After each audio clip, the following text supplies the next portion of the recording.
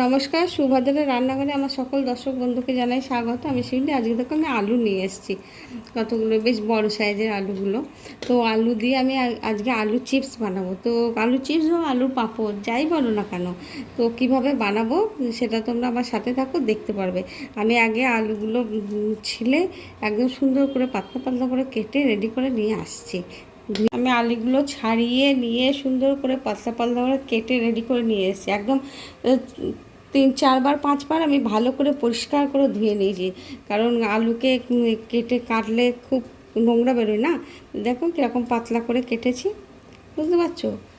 এবারে আমি কি করব দেখো, গ্যাসের মধ্যে একটা প্যান বসিয়ে দিয়েছি, জল দিয়ে দিয়েছি।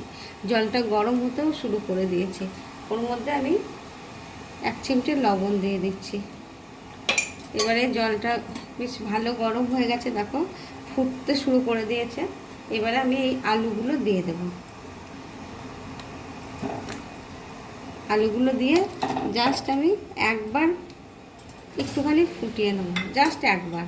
এর সঙ্গে সঙ্গে এটাকে আমি ঢেলে নেব। দেখো ফুটতে শুরু করে দিয়েছে খুব সুন্দরভাবে। এবার আমি এটাকে জল থেকে ছেঁকে তুলে নেব।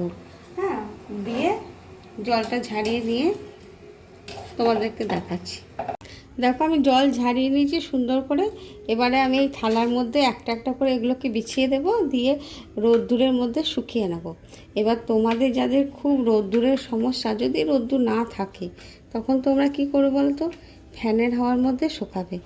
আর যদি রোদ্দুর থাকে তাহলে তো কোনো সমস্যাই নেই। এখন যা রোদ্দুরের যা মানে জোর, তো একদিনের মধ্যেই শুকিয়ে যাবে মোটামুটি। এবার আমি এগুলোকে সার্ট করে দিয়ে রোদ্দুরে দিয়ে দিচ্ছি। হ্যাঁ, দেখো আমি রোদ্দুর থেকে তুলে নিয়ে চলে এসেছি।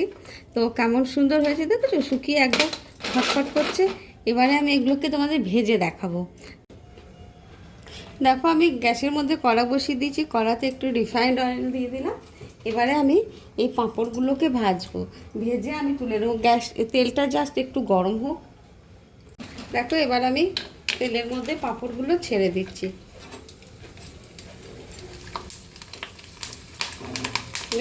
ভারী চমৎকার হচ্ছে, দেখেছো কি সুন্দর হচ্ছে, সাদা সাদা। তোমরা এভাবে বানাবে, বাচ্চারা যে চিপস খেতে পছন্দ করে এখনকার সব বাচ্চারাই, তো বানিয়ে দেবে, দেখবে খুব আনন্দের সঙ্গে খাবে। বাচ্চা বড় সকলেই ভীষণ পছন্দ করবে। দেখেছো কীরকম আওয়াজ। আবার কতগুলো আমি ভেজে তুলে নিলাম। এইভাবে আমি বাকিগুলো ভেজে ভেজে উঠিয়ে নিচ্ছি। তো দেখো আমার রেডি হয়ে গেছে ভাজা, কীরকম মুচমুচে হয়েছে দেখেছো তো। আমি সামান্য 1 ফোঁটা বিট লবণ দিয়ে দিচ্ছি। আর কি দেবো বলো তো, একটু একটাতে দেব একটু গোলমরিচ গুঁড়ো, সরি এটা হচ্ছে চাট মশলা দিয়ে দিলাম একটাতে। আর একটাতে দেব না, আর একটাতে দিচ্ছি তোমার চাট মশলা দিলাম, বিট লবণ দিলাম। আর একটাতে কি দিচ্ছি বলো তো, এরা পেরি পেরি মশলা দিচ্ছি। এই যে তোমাদের একটু দেখায়, এই মশলাটা দিলাম একটু, ভীষণ ভালো লাগে খেতে। এবার তোমাদের যেটা ইচ্ছা সেটা দিয়ে খাবে।